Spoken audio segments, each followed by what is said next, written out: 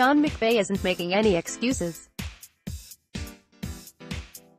He's simply tipping his cap to the New England Patriots. At the NFL Combine on Thursday, the Los Angeles Rams coach, just weeks removed from falling to the Patriots in Super Bowl LIII, gave the team credit for being able to hold them to just 3 points in the contest and shutting them out in the first half. What McVay highlighted the most was New England's ability to adopt a similar defense to what the Chicago Bears were able to pull off against them earlier in the year.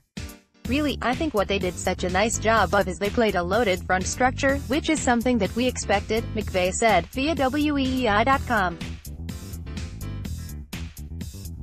And they went with really, in the early downs, more of a top-down principle where they were playing some quarters structures, kind of similar to what Chicago had a little bit of success with.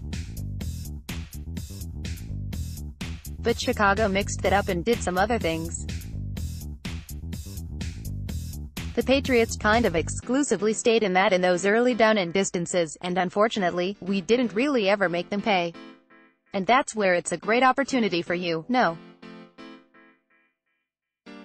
one as a coach, to look inwardly and say, how can we use these as learning opportunities to make sure that if these things do come up in the future, we're putting our players in a position where they're better ready to execute on the fly and adjust. For the 6th time in franchise history, the New England Patriots are Super Bowl champions.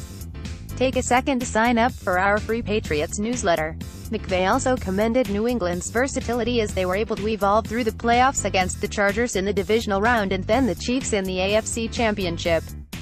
It was because of their primarily man coverage in those games that it threw LA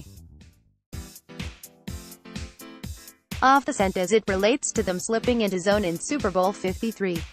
They were mostly playing more man principles against teams like the Chargers in Kansas City in the playoffs, and they played a little bit different front structure, he said. Basically, against the Chiefs in the AFC Championship, it wasn't until, like, the 22nd or 23rd snap that you even saw a snap of zone. They were mostly doubling Tyreek Hill north and south where they had somebody over the top always, and then they'd put in their good matchups with who they felt like based on whether it was Travis Kelce or Sammy Watkins. Stephon Gilmore traveled with him.